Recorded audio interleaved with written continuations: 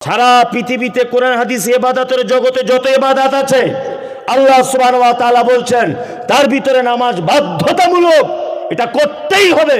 এটা ছাড়া একজন মুসলমান জান্নাত যেতে পারে না। এটার অবস্থা কেমন জানেন? আপনাকে বলছি, আমি মমতাজুল ইসলাম, আমি এবার ভাবছি যে আর্মিতে চান্স লাগাবো। আমার বাপের কোটি কোটি কোটি কোটি টাকা, খুব টাকার মালিক আমার বাপ। আমি কিন্তু শিক্ষিতও খুব বেশি।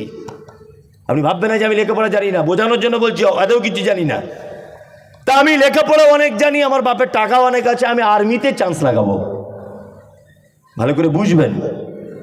তা আমি গেছি ফর্ম টর্ম সব কিছু জমা দিতে, সব কিছু রেডি। শিক্ষাতেও ভালো, আমার দেখতেও খুব ভালো, মাথার চুলও ভালো, শরীরে কোথাও কোনো দাগ নেই, কোথাও অপারেশন নেই, কোথাও কোনো খুঁত নেই, আমার সব কিছুই ওকে। কিন্তু আমাকে অফিসার জিজ্ঞেস করছে হাইট কত? আমি বললাম আমার হাইট 3.5 ফুট। আচ্ছা বলুন তো, আমি আর্মিতে জীবনে চান্স পাবো? আমার 3.5 ফুট আমার হাইট, সব আমার আছে, শুধু হাইটটাই আমার কম, বাকি সব ভালো আছে। হবে চাকরি? হবে? হবে না। আর্মির মেন যেটা পরীক্ষা, আপনার হাইটটা দেখা লাগবে। যতই আপনার টাকা পয়সা, আপনি যতই এমএলএ এমপির বেটা হন, যতই আপনি রূপ সুন্দরী হন, আপনার মেন হাইট হতে হবে। আর্মির মেন চাকরির শর্ত কি? আপনি লম্বা কতটা, এটা, তাই না? আপনার জাকাত আছে, ভালো করে বুঝবেন, আপনার দান আছে, আপনার সাদকা আছে, আপনার ভালো ব্যবহার আছে, আত্মীয়তার সম্পর্ক ছিন্ন আছে, সমস্ত ভালো কাজ আপনার আছে, একটাও ভালো কাজ বাকি নেই। শুধুমাত্র নামাজ পড়ছেন না, ওই আর্মিতে চাকরি পাবার মতো অবস্থা। কি বলছি বুঝতে পারছেন না? সব আছে, আত্মীয়তার সঙ্গে ভালো ব্যবহার করেন, আপনি রোজা রাখেন, সব করেন, শুধুমাত্র নামাজটা পড়েন। আবার কিছু লোক এরকম বলছে না, মলিক সাহেব নামাজ না পড়তে পারি, আমার কিন্তু ইমান চাঙ্গা আছে। বুঝতে পারছেন না? এ আরো বদমাইশ, আরো বদমাইশ। আল্লাহু আকবার। আপনাকে আর একটা জিনিস আমি দেখাই। আল্লাহ নবী সাল্লাল্লাহু আলাইহি ওয়াসাল্লাম বলছেন, কিয়ামতের মাঠে একটা বান্দার সর্বপ্রথম হিসাব না হবে কিসের? সালাত, অর্থাৎ নামাজের। আচ্ছা বলুন তো, পৃথিবীর সব থেকে বড় পাপ কি? শিরক, তাই না? একটা লোক শিরক করলো, ওই ব্যাপারে আল্লাহ প্রথমে হিসাব নেবে না। বেদাত ভয়ঙ্কর পাপ, এর ব্যাপারে আল্লাহ জিজ্ঞাসা করবে না। ব্যভিচার, এর ব্যাপারে আল্লাহ তাআলা জিজ্ঞাসা করবেন না। সুদ, এর ব্যাপারে প্রথম জিজ্ঞাসা করবেন না। অথচ হযরত মুহাম্মদ সাল্লাল্লাহু আলাইহি ওয়াসাল্লাম তিনি বলেছেন, 1 টাকা যদি কেউ সুদের খায়, তার মায়ের সঙ্গে ব্যভিচার করলে যে পাপ হয়, ওই পাপ তার আমলনামাতে তুলে দেওয়া হয়। এত বড় কথা বলার পরেও প্রথমে এই হিসাব হবে না। প্রথম হিসাব হবে কিসের? না, প্রথম হিসাব হবে এই নামাজের। কারণ আল্লাহ সুবহানাহু ওয়া তাআলা কোরআনে বলেন, ইন্নাস সালাতা তানহা আনিল ফাহশাই ওয়াল মুনকার, নিশ্চয়ই নামাজ নামাজিকে মন্দ কাজ ও কথা থেকে দূরে সরিয়ে রাখে। ওই জন্য আল্লাহ জানে যে এর প্রথমে যদি আমি না বলি যে তুমি নামাজ পড়ো, আর ও যদি বলে হ্যাঁ পড়ি, তাহলে যে নামাজি তার ভিতরে সুদ থাকতে পারে না, তার ভিতরে খুন থাকতে পারে না, তার ভিতরে ব্যভিচার থাকতে পারে না। ওই জন্য আল্লাহ সুবহানাহু ওয়া তাআলা বলছেন যে এই যখন নামাজি, তাহলে এর ভিতরে আর কোনো হিসাব লোবার প্রয়োজন নাই। ওই জন্য আল্লাহ সুবহানাহু ওয়া তাআলা জিজ্ঞাসা করে বলছেন যে তোমার সলাতের খবরটা কি বলো, নামাজের খবরটা কি বলো। তবে এখন আবার মানুষ নামাজ পড়ছে অবশ্য, কিন্তু এই নামাজ পড়াটাও এখন ডুপ্লিকেট হয়ে গেছে। আপনাকে আমি দেখাবো, না দেখিয়ে যাব না। যদি বলছেন কেমন করে, গ্রামগঞ্জে ঘটনা ঘটে, বর্ষা মানে তাঁতের খরাতে মাঠে ধান লাগায় তো আপনাদের দিকে, কিছু কিছু জায়গায় লাগায় না? তা আমাদের ওখানে ডিপ টিউবওয়েলে পানি নিতে হয়, ডিপ টিউবওয়েলে।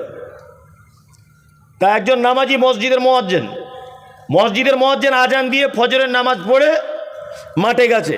সারা রাত লাইন দিতে হবে বলে ও যায়নি, পানি নিতে হবে সিরিয়াল বাই, প্রথমে এর জমিতে, তারপর ওর জমিতে, তারপর ওর জমিতে। একজনার জমির পানি তলার দিক দিয়ে সরু লাইন করে নিজের জমিতে নিচ্ছে, আর ওই জায়গাটা জমির আলের উপরে নামাজ পড়তে দাঁড়িয়েছে। মানে ও বুঝতে পারছে, এত চালাক লোক, যে সামনের দিক দিয়ে যেন কেউ না চলে আসে। আচ্ছা বলুন, আমি যদি এখন নামাজ পড়ি, সামনের দিক দিয়ে কেউ যাবে ভয়ে? যাবে? এ হচ্ছে নামাজি, এ কি নামাজি। আবার এরকম কিছু নামাজি আছে মসজিদে এসে ঢুকে বলছে বিয়াদব কোথাকারে, কাতার বেঁকাতে নেই হাদিস আছে তুই জানি না? হ্যাঁ, কাতার বেঁকাবি না। অথচ জমির আল কেটে এই রকম করে বেঁকিয়ে দিয়েছে, নিজের দিকে করে নিয়েছে। এরকম লোক আছে না নেই? জমির আল বেঁকিয়ে দেওয়ার লোকটা মসজিদে কাতার ঠিক করছে, নামাজ হবে বলে মনে হয়? হ্যাঁ, এরকম লোক দিনাজপুরে নেই, আমাদের ওদিকে আছে। আপনার দিকে আছে? হ্যাঁ, না আমি বলে মারি খাবো নাকি? অত বোকা লোক আমি নয়, ওটা আপনার মুখ থেকেই বলাবো। হ্যাঁ, এটা নামাজি। এই যে টুপি আমরা পরছি, টুপি এটা একটা ভ্যাগে পরিণত হয়েছে। এই যে দাড়ি রাখা, আমি এটাকে নিয়ে ব্যঙ্গ করছি, আপনি ভাববেন না ব্যঙ্গ করছে। আমার এই জায়গাটা আফসোস যে আপনি দাড়ি যখন রেখেছেন, আপনি টুপি যখন পরেছেন, অন্তত এর মর্যাদাটা রাখুন। গত 2 বছর আগে কুরবানির গরু কিনতে গেলাম একটা হাটে, কেমন চলছে দেখুন, হাটে গরু কিনতে গেলাম কুরবানির। তা বললাম ভাই কত দাম এটা? এক অরিজিনাল ঘটনা, এটা বানানো নয়, অরিজিনাল। তাই বললাম কত? বলছে 30,000। তাই বলছি একটু কম করে হবে না? আমি তো একাই দেবো, আমি তো ভাগ টাক না, একাই দেবো, একটু কম করে নেন। তা আমাকে তখন বলছে মৌলী সাহেব মাথায় টুপি আর দাঁড়িয়ে রেখে আমি মিথ্যা কথা বলবো? আমি 28,000 টাকায় কিনেছি গরুটা, 2,000 টাকা আপনার কাছে চেয়ে নিচ্ছি, যদি দেন দেন, না হলে না দেন, আপনি হুজুর মানুষ আর কি বলবো। আমি তখন ভাবছি টুপি আর দাড়িওয়ালা মানে পুরো ফেরেস্তা, এর কাছে ঠকার কোনো ভয় নেই। ভয় আছে? কোনো ভয় নেই ঠকার। না আমি কি করলাম, গজ গজ গজ গজ করে 29,000 টাকাকে দিলাম, যে ভাই 1,000 টাকা কম দেন। তা ঠিক আছে তাই দেন হুজুর। এ বাড়ি নিয়ে চলে এসেছি। তা কুরবানি গরু একটা বাড়িতে সবাই আনন্দ করে দেখে, বাড়িতে তো গরু ছাগল নেই। তা আমি আবার তাড়াতাড়ি করে 10টা-12টা শ্যাম্পু কিনে নিয়ে চলে এসেছি। আমার আব্বাকে বলছি, আব্বা আমি তো ভয়ে যেতে পারছি না গরুটার পাশে, আব্বা তুমি দড়িত করে বাঁধো, গরুটাকে ভালো করে গোসল করিয়ে দিই মোটরের পানি দিয়ে। নিয়ে গোসল করাচ্ছি, গায়ে শ্যাম্পু ট্যাম্পু দিচ্ছি। শ্যাম্পু দিতে দিতে ন্যাজের দিকে যখন শ্যাম্পু দিয়ে ঘষতে যাচ্ছি, ন্যাজ দেখছি অর্ধেক খুলে আমার হাতে চলে এসছে। আচ্ছা কী ব্যাপার, একটু আশ্চর্য ব্যাপার, লেজ খুলে চলে এলো কেন? আমার আব্বা দেখে অবাক, আমি দেখে অবাক, কি ব্যাপার। হাটে চলে গেলাম তাড়াতাড়ি করে ওই লোকটার কাছে, লেজটা নিয়েই গেছে আমি মোটর সাইকেলে করে। ভাই লেজ খুলে গেল কেন? তখন সাইডে ডেকে বলছে হুজুর আমায় মাফ করবেন, কিছু মনে করবেন না। যে কী হয়েছে? যে গাড়ি থেকে নামাতে গিয়ে গাড়ির লেজটা কেটে গেছিলো, আমি জুত করে আঠা দিয়ে লাগিয়ে দিয়েছিলাম। আর ওই জায়গাটা গরু পায়খানা করেছে, গোবর লেগে আছে। হাটে আমি কি গোবরে হাত দিয়ে দেখবো? এমন করে জুত করে ওই জায়গাটাতেই গোবর দিয়ে জুত করে দিয়েছে। আমি আর বুঝতে পারিনি, বোকা বেনে বাড়ি চলে এলাম। তার মানে আমি বুঝলাম তোমার এই দাড়ি রাখার টুপি পরাটা মানুষকে চিটিংবাজি করা বড় মাধ্যম। কি বলছি বুঝতে পারছেন না? খুব বড় মাধ্যম। আশ্চর্য ব্যাপার, আমরা সলাত আদায় করছি কিন্তু আমাদের সলাত মাথার উপরে উঠছে না। উঠছে না। সলাত কবুল হবার মেন যে শর্ত, সেটা হচ্ছে কি করতে হবে। আচ্ছা এবার আপনাকে একটা হাদিসের অংশ বলি। যদি বলছেন আপনি কোন দিক দিয়ে, আমি কোথাও যাইনি, আমি চারিদিক দিয়ে এক জায়গা দিয়ে আসবো। আমি অত বোকা লোক না, আপনাকে ঠিক জায়গায় এনেই ছেড়ে দেবো, দেখবেন আপনি, তখন আপনি বোকা বেনে যাবেন যে কোথা থেকে ঠিক জায়গায় চলে এলো। তো আপনাকে এবার বলছি শুনুন, পবিত্র হাদিসের ভিতরে আছে যে আত-তাহুর শাতরুল ঈমান, পবিত্রতা কিসের অঙ্গ? ঈমানের অঙ্গ। পবিত্রতা মানে কি? স্বামী স্ত্রী রাতের বেলা এক জায়গায় ছিলাম, মিলন ঘটে গেছে, ফরজ গোসল করে দিলাম, এটা পবিত্রতা? এইটা যদি কেউ না করে তার ঈমান থাকবে না? এটা ঈমানের শর্ত। পায়খানা করেছিলাম, পানির খরচা করিনি, কোথাও দাঁড়িয়ে পেচ্ছাপ করে দিয়েছি, পানি নিইনি, এটার জন্য একটা মানুষের ঈমান থাকবে না? আল্লাহ নবী বলছেন পবিত্রতা ঈমানের অঙ্গ। কি পবিত্রতা? শুধু স্বামী স্ত্রী এক জায়গায় শুয়ে গোসল করার নাম পবিত্রতা? পেচ্ছাপ পিড়ে পানি খরচা করার নাম পবিত্রতা? জি না। হযরত মুহাম্মদ সাল্লাল্লাহু আলাইহি ওয়াসাল্লাম বোকা লোক ছিলেন না, তিনি পবিত্রতাকে ঈমানের সঙ্গে যুক্ত করে দিয়েছেন, যে এটা ঈমানের একটা অংশ। পবিত্র মানে আপনি যে গায়ে পোশাক দিয়েছেন, এটা পবিত্র অর্থ দিয়ে কেনা হতে হবে। আপনি যে খাদ্যটা খাচ্ছেন, এটা পবিত্র অর্থ থেকে কামাই করা হতে হবে। আপনার টোটা বডিটা পবিত্রতা দিয়ে ঢাকা থাকতে হবে। আপনার মুখের ভাষাটা পবিত্র হতে হবে। আপনার চোখের চাহনিটা পবিত্র হতে হবে। আপনার চিন্তা ভাবনাটা পবিত্র হতে হবে। নামাজও পড়ছি, অথচ কার জমিতে আল কাটা যায় এটা নিয়ে চিন্তা ভাবনা করছি। বলুন তো লোকটা পবিত্র হতে পেরেছে মনের দিক দিয়ে? পেরেছে না। অবশ্যই এটা আপনার কাছে বিনীত অনুরোধ, সালাত আদায় করুন। তাছাড়া পরিণতিতে জাহান্নাম। পরিণতি কোথায়? জাহান্নাম। যদি বলছেন মৌলী সাহেব আমি জাহান্নামে যাব তবুও ভালো, কিন্তু নামাজ পড়বো না, এরকম মানুষ আছে না নেই বর্তমানে? একদম বাস্তব আপনি মেলান। আল্লাহু আকবার। আর আমাদের মসজিদের ইমাম সাহেবরা খুব একটু দোষ আছে ইমাম সাহেবদের, এগুলো আমি বলি বলে আমি খুব খারাপ লোক। আপনার এখানে কেউ মারা গেলে মসজিদের মাইকে বলে তো? তা আপনারা কত খারাপ লোক এবার ভাবুন। হ্যাঁ, ওই লোকটাকে মসজিদের মুয়াজ্জিন আজকে 50 বছর ডেকেছে, হাইয়া আলাস সালাহ, তুমি মসজিদে এসো, হাইয়া আলাল ফালাহ, তুমি তোমার কল্যাণের জন্য মসজিদে এসো। 50 বছর লোকটাকে মসজিদের মুয়াজ্জিন ডেকেছে, একবারও আল্লাহর ঘরে ঢোকেনি। অথচ ওই লোকটা যখন মারা গেল মসজিদের মাইকে অ্যানাউন্স করা হচ্ছে। আপনার মতো বদমাইশ আর খারাপ লোক পৃথিবীতে কেউ নেই যে অ্যানাউন্সটা করে। জীবিত থাকা অবস্থায় আল্লাহর ঘরে থেকে ডাকা হয়েছে, প্রত্যেক দিন 5 বার করে, একবারও লোকটা আল্লাহর সঙ্গে দেখা করতে যায়নি। আর তোমার মতো একজন বেনামাজি বদমাইশ লোক মারা গেল, মসজিদের মাইকে অ্যানাউন্স করা হবে মানে? মসজিদের মাইকটাকে আইসক্রিম বিক্রি করার মাইক নাকি? হ্যাঁ, মসজিদের মাইক কি Aadhaar card, PAN card, ration card হবে এই অ্যানাউন্স করার জন্য মাইক? তবুও মেনে নিতে পারতাম একজন পরেশগার নামাজি লোক মারা গেছে, তবুও আমি আপোষ করতে পারতাম। একজন বেনামাজি বদমাইশ বাটপার লোক মারা গেল, তার নামে মসজিদে মাইকে অ্যানাউন্স করা হচ্ছে, অথচ তাকে দিনে 5 বার করে ডাকা হয়েছে, একবারও সে মসজিদে আসেনি। কথা বাস্তব বলছি না অবাস্তব? একদম বিকল্প কোনো রাস্তা নেই। সালাত আদায় করুন, পরিণতিতে জাহান্নাম। চলুন, আল্লাহ সুবহানাহু ওয়া তাআলা বলছেন, কি বলছেন?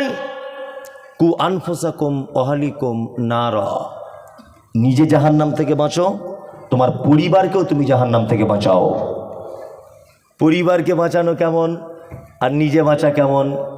আমাদের বর্তমান বাজারে কিছু লোক আছে ফজরের নামাজ পড়ে, প্রতিদিন নামাজ পড়ার পরে দেখবেন ও তসবি নিয়ে রাস্তায় রাস্তায় একটু ওই কি বলে মর্নিং অফ করে, বা এমনি একটু ঘোরাফেরা করে, সুগার টুগার আছে, তসবি নিয়ে ঘুরছে। ঘরে কি করে না? এরকম লোক কিছু থাকে কি থাকে না? থাকে। ফজরের নামাজ পড়ে ওর উপরে যে ফেরেশতারা কি রেগে আছে আল্লাহ ছাড়া কেউ জানে না। আবার কিছু লোক দেখছি হজ করে এসেছে, নিয়ে বড় বড় কয়েকটা পাঞ্জাবি কিনে নিয়ে এসেছে। এই পর্যন্ত আল্লাহর কসম আমি হাজি সাহেবদেরকে ছোট করছি না, জাস্ট বোঝানোর জন্য বলছি যে হাজি সাহেব আপনি কোন জায়গাতে এখন আছেন, আপনার অবস্থা কি কিয়ামতের মাঠে, এটা আপনাকে বলার জন্য বলছি। বড় বড় পাঞ্জাবি পরে এসেছে, নামাজ পড়ে মসজিদ থেকে বার হয়ে যায়, কারোর সঙ্গে কোনো কথা বলে না। কেউ কিছু বলতে চাইলে আবার বলে আস্তাগফিরুল্লাহ আস্তাগফিরুল্লাহ, আমার হজ ভেঙে যাবে। হ্যাঁ, তোদের সাগে মাছে আমি নাই, এরকম লোক আছে না নাই? হ্যাঁ হ্যাঁ, হাজি সাহেব মসজিদে প্রতিদিন নামাজ পড়ে। আল্লাহ যে বলছে কু আনফুসাকুম ওয়াহলিকুম নারা, হাজি সাহেব হজ করে তো 4 লাখ টাকা, তুমি তো নিজে বেঁচে গেলে, তোমার পরিবারটা। মসজিদে রাত 2টোর সময় দেখছি হাজি সাহেব এসে বসে আছে, আর ওর বউ দেখছি রাত 11টা পর্যন্ত সিরিয়াল বন্ধ করে শুয়েছে, জীবনে ফজরের নামাজ পড়ে না। ও 4টে জনমের বেটা আছে, 4টে বেটা, 4টে বৌমা, ও 3টে বেটি, একটাও নামাজ পড়ে না। অথচ নিজে নিজে ভাবছে আমি নামাজ পড়ছি, আমি বেঁচে যাব। না, এটা তো আল্লাহর ভাষা নয়। আল্লাহর ভাষা কি? আল্লাহর ভাষা হচ্ছে তুমি নিজে বাঁচো, তোমার পরিবারকেও বাঁচাও। ফজরের সময় মসজিদে যাওয়ার আগে তোমার স্ত্রীর মাথার চুলটা এইভাবে একটু টেনে দিয়ে বলো, সাবিনা, ও সাবিনা, আমি মসজিদে যাচ্ছি, তুমিও চলো। তোমাকে মসজিদে যেতে হবে, আমি মসজিদে যাই, তুমি বাড়িতে নামাজ পড়ে নাও। আমি এসার সময় মসজিদে যাচ্ছি, তুমি বাড়িতে পড়ে নাও। আব্দুল্লাহ, আব্দুল্লাহ, বেটা ঘুমাচ্ছ, ওঠো, ফজরের টাইম হয়ে গেছে, ওঠো। আবার মেজর ছেলে, আব্দুর রহমান, বেটা ওঠো, বেটা জমাতের টাইম হয়ে গেছে। একটা লোক এখানে বলুন তো আমি এই ডিউটি করি, একটা লোক বলুন, কেউ আছেন? একটা লোক বলুন আমি ফজরে মসজিদে যাওয়ার সময় 4টে বেটার দরজায় নক করে যাই, একটা লোক বলুন। নেই। ছোট্ট খোকন বলল সেদিন বাবাকে তার ডেকে, আচ্ছা বাবা, তোমার চুলগুলো সব যাচ্ছে কেন পেকে? বাবা বলে, যাদের ছেলে দুষ্টুমিতে পাকা তাদের বাবার মাথার চুল যায় না কাঁচা রাখা। ছোট্ট খোকন বলল, তখন হয়নি আমার ভুল, তুমিও তো ছিলে আমারই মতো, তাই পেকেছিল দাদুর চুল। কি বুঝলেন? একটা ছোট্ট ছেলে তার বাপকে ডেকে বলছে, আব্বা তোমার চুল পেকে যাচ্ছে কেন সব মাথার? বলছে, ওরে যাদের ছেলেরা খুব বদমাইশ না, তাদের টেনশনে বাপের মাথার চুল পেকে যায়। ছেলেটা তখন বলছে, তাহলে দাদুর চুল পেকেছিল, তুমি মাল্টিভিটামিন ছিলে, দাদুর চুল পাকলো কিভাবে তাহলে? এটা ওর বলার, বলতে পারে কি পারে না? পারে। আপনি যদি এখন 17 বছরের ছেলেটার দরজায় ফজরের সময়, আব্দুল্লাহ, ও আব্দুল্লাহ, যদি দরজা জানালাটা খুলে যদি বলে, আব্বা আমার মতো এই 18 বছর বয়সে তোমার কোথায় রাত কেটেছে মনে আছে? নামাজ পড়া তো দূরের কথা, বুঝলি না? তা তো তখন সে পঞ্চরস গান হতো, রায়গঞ্জে দেখতে চলে গেছি, সকালবেলাতে বাড়ি এসেছি রে। আপনি তো ওই জীবনটা পঞ্চরস গান শুনে জীবন অতিবাহিত করেছেন। আপনি যদি এখন বেটাকে ওই বয়সটায় বলতে যান, চলো ফজরে মসজিদে যাব, বেটা মানবে? মানবে বলুন? মানবে না, কখনোই মানবে না।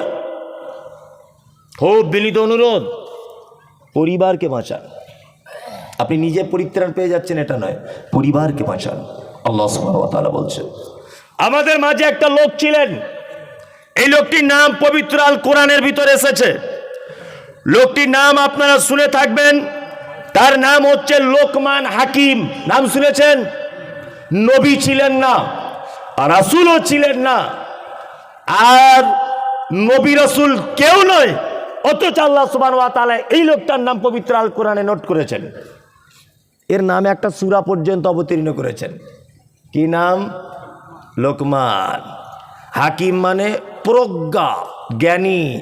হাকিম মানে ভাববেন না তো জড়িবুটি ওষুধ দেয়, এটা ভাববেন না জানা, কারণ আমাদের তো আবার মশলা মশাইলের কম নাই।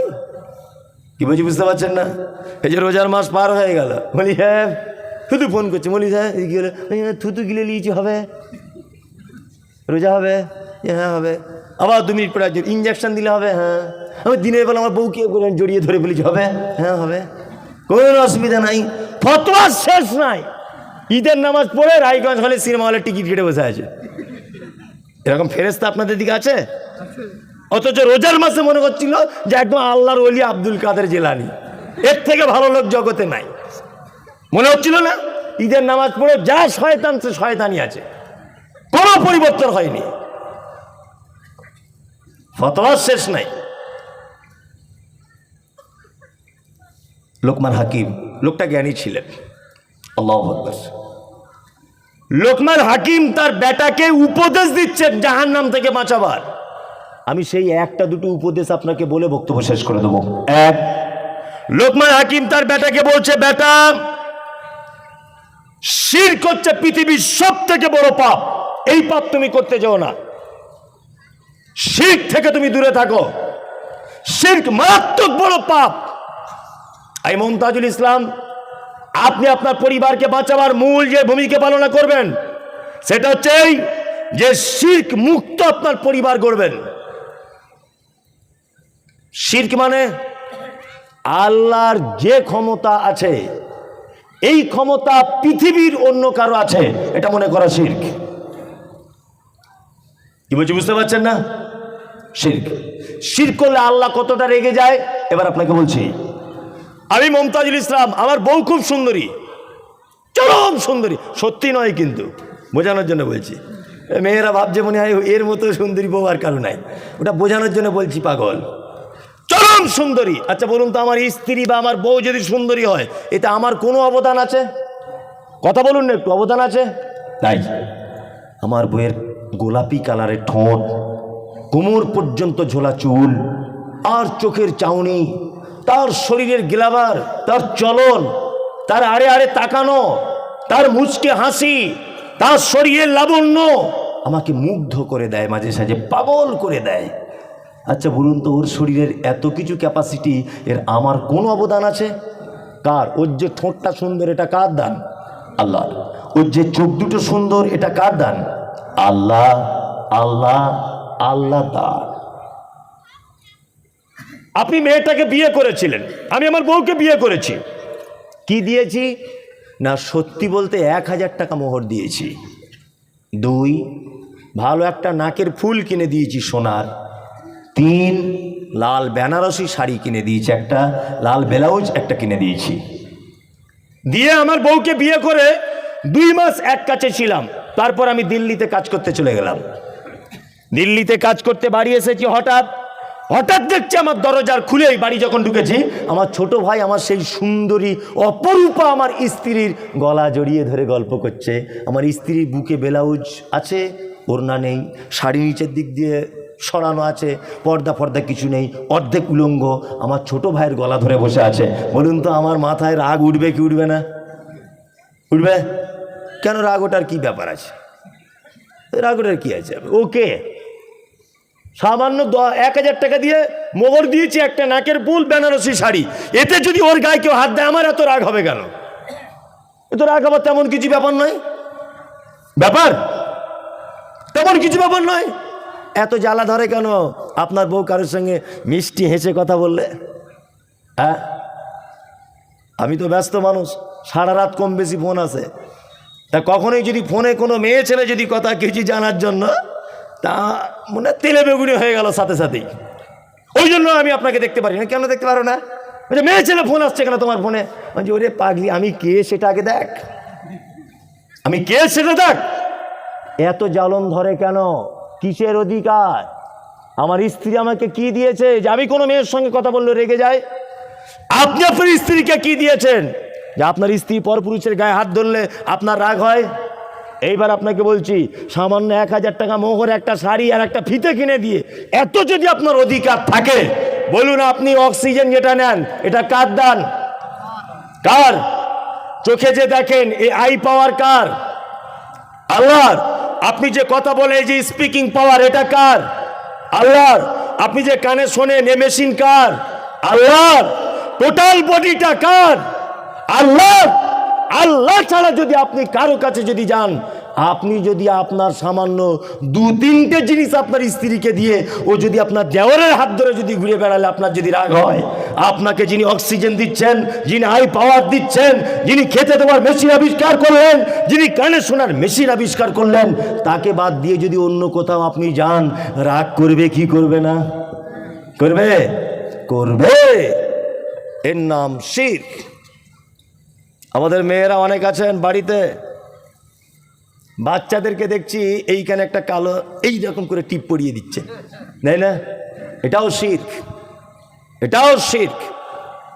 যদি বলছেন কেমন শিরক? অবশ্যই শিরক। যে বউটা, যে মা এখানে কালো টিপ পরিয়ে দিচ্ছে বাচ্চার, ওকে জিজ্ঞাসা করুন কেন দিলে? বলছি না, অন্য কেউ নজর দিয়ে দিবে তাই। বলছি প্রথমেই যেন টিপের দিকে নজরটা যায়, তাহলে আমার বাচ্চাটা ভালো থাকবে। এটা বিশ্বাস করে না? করে না? এটাও শিরক, অবশ্যই শিরক। বাচ্চা কাঁদছে, মৌলভী সাহেবের কি একটা তাবিজ এনে দিল, এটাও শিরক, মারাত্মক বড় শিরক। মৌলভী সাহেব তাবিজ দিচ্ছে, তাবিজের দাম কত? বলছে 500 টাকা। যে কি কাজ হবে? বলছে সাংঘাতিক ব্যবসা উন্নতি হবে, এটা ওটা হবে। যে মৌলভী সাহেব 500 টাকা তাবিজ দিয়েছে, ও এনে বাড়িতে রেখে দিয়েছে। আমি বলছি যে তোমার তাবিজে যদি এত পাওয়ার হবে, তা তুমি মসজিদের মোতোয়াল্লি বা সেক্রেটারিকে তাবিজ করে তোমার বেতনটা বাড়াও না দেখি। হে, তোমার বেতন কেন আজকে 3800 টাকা? ওইটা একটু বাড়াও তাবিজ করে। কত ক্ষমতা আছে তোমার? সব শিরক। শিরক মুক্ত পরিবার প্রথমেই পদক্ষেপ নিতে হবে। আমরা যে বাচ্চাদের নাম রাখি, এতে গাদা গাদা শিরক, গাদা গাদা শিরক। গোলাম কিবরিয়া এই এলাকায় নাম আছে কারুর? আছে? মারাত্মক বড় শিরকের নাম এটা। গোলাম রসুল নাম আছে না অনেক লোকের? হ্যাঁ, মারাত্মক শিরক। আব্দুর রশিদ নাম আছে?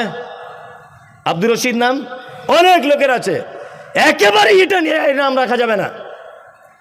আব্দুল সুবহান নাম আছে না? একেবারেই রাখা যাবে না। যদি বলছেন কেন? আরে আব্দ শব্দটা লাগাতে হয় আল্লাহর নামের আগে। 99টা নামের ভিতরে এক জায়গাতেও কোথাও পেয়েছেন ইয়া রশিদ আছে? আছে? তো রশিদ নাম এলো কোথা থেকে?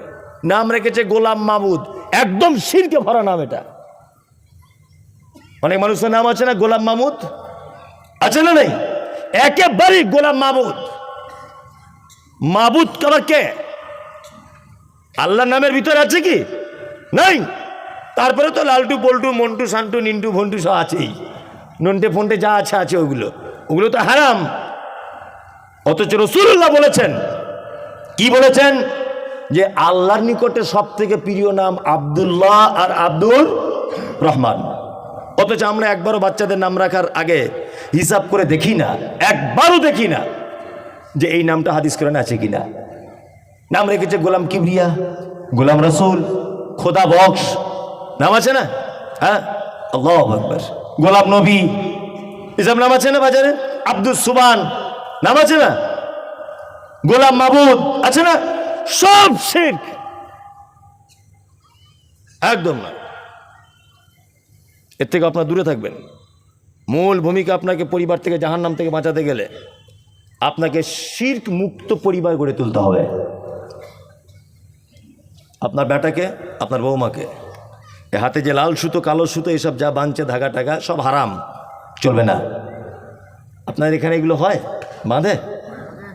বাঁধে না? আর আপনার বাড়ি বাঁধে না? কত মেয়েরা এখানে বসে আছে, এখানে কালো সুতো, এখানে সাদা সুতো, কালো সুতো সাদা সুতো। আবার কিছু এখন যুবক ছেলেরা দেখছি পায়ে কালো সুতো বেঁধে ঘুরছে। হ্যাঁ, আছে না? স্টাইলের জন্য না কি জন্য আল্লাহ হাকিম জানে। হ্যাঁ, এরপরে দেখবেন ন্যাংটো হয়ে ঘুরবে, বলছে নতুন উঠেছে এটা। দেখবেন, আমি বলে দিলাম আপনাকে এটা। কারণ এইখানে প্যান পড়েছে পাচার কাছে ছেঁড়া, এইখানে ছেঁড়া, এইখানে ছেঁড়া, আর কদিন পরে ন্যাংটো হয়ে ঘুরবে, বলবে এটা এখন নতুন স্টাইল উঠেছে। জাতি যে কোথায় চলে যাচ্ছে, আল্লাহু আকবার। আল্লাহ তুমি জাতিকে হেফাজত করো, আমিন। লোকমান হাকিম তার বেটাকে দ্বিতীয় উপদেশ দিচ্ছেন, অবশ্যইনাল ইনসানা বিওয়ালিদাইহি হামালাতুহু উম্মুহু ওয়াহানান আলা ওয়াহানিন ওয়া ফিসালুহু ফি আমাইনি ইশকুরলি ওয়া লিওয়ালিদাইকা ইলাইয়াল মাসির। লোকমান হাকিম তার বেটাকে উপদেশ দিচ্ছেন, বেটা কখনোই তোমার পিতামাতার সঙ্গে অসৎ ব্যবহার করিও না, কখনোই নয়। তোমার মা তোমাকে কষ্টের পর কষ্ট করে 2 বছর যাবৎ তোমাকে দুধ পান করিয়েছে। জাহান্নাম থেকে যদি বেটাকে বাঁচানোর দ্বিতীয় পদক্ষেপ হয়, তাহলে একটা বেটার এটা জেনে রাখা উচিত, সে তার পিতামাতার সঙ্গে সৎ ব্যবহার করবে। পৃথিবীতে 2টো মানুষের মাধ্যমে জান্নাত যাওয়া যায়, 1 আব্বা, 2 মা। আমাদের বর্তমান বাজারের কিছু ছেলে আছে, আব্বা মায়ের সঙ্গে সদ্ব্যবহার করার ইচ্ছা থাকলেও আমাদের থানার বড়বাবুদের জন্য সেটা সম্ভব হয়ে ওঠে না। কি বলছি বুঝতে পারছেন না? বড়বাবু বলতে কাকে বলতে চাইছি বুঝতে পারছেন তো? ও, ওদের মন খুব খারাপ। কি বলছি বুঝতে পারছেন না? কি মৌলী সাহেব, কি হাজি সাহেব, বাড়ি গেলে পয়সাগুলো কোথায় রাখলে? পয়সা তো ব্যাংকে রেখে দিয়েছি। না, তোমার মাকে দিয়ে দিলে নাকি সব? না, মাকে তো দিইনি কিছু। তোমার বড় বোনকে দিলে? না, তো দিইনি। আল্লাহু আকবার। আপনি ওকে যা তা ভাবছেন? ওকে আপনি যা তা ভাবিয়েন না, যারা দিকে বসে আছে। সুস্থ সংসারকে ভেঙে তছনছ করে দেবে, একদম সুস্থ সংসার ভেঙে তছনছ। ওদের মানসিকতাটা কেমন বলছি, ওদেরকে খারাপ বলছি না। একটা মেয়ে, তার বেটি কালো, ভালো করে বুঝবেন। একটা মেয়ে, তার বেটি কালো, বউ তার বেটিটা কালো হয়েছে। আমাকে বলছে, মমতাজুল সাহেব বেটিটা কি করে বিয়ে দেবো, খুব কালো, কোনো ছেলে পছন্দ করতে চাইছে না। বলছি ভালো না, বেটিটার এদিক ওদিক করে বিয়ে হয়ে গেল। তারপরে একদিন বলছে, আপনি তো 5 জায়গায় জলসা টলসা করেন, একটা ভালো মেয়ে পেলে বলবেন, আমার বড় ছেলেটার বিয়ে দেবো। কেমন মেয়ে খুঁজছেন? বলছে যেন পরিষ্কার হয়, টকটকে, অথচ নিজের মেয়েটা কালো। ভালো, এদের মানসিকতা দেখুন। ও নিজের মেয়ে কালো, অন্যজন বিয়ে করতে পারছে না, বিপদে আছে, অথচ নিজের বৌমা যখন খুঁজছে তখন হাঁসের ডিমের মতো পরিষ্কার।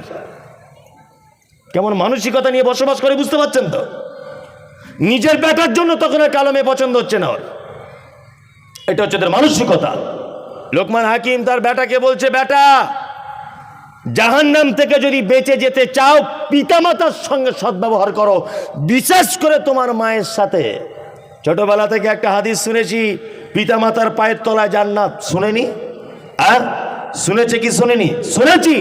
যদি হাদিস ঠিক নয়, পিতা মাতার পায়ের তলা জান্নাতে হাদিস ঠিক নয়, মায়ের পায়ের তলায় জান্নাত। আর আল্লাহ এখানে বলেছে তোমার মায়ের সঙ্গে সদ্ব্যবহার করো, এই কারণে যে তার দুধ পান করিয়েছে তোমাকে 2 বছর।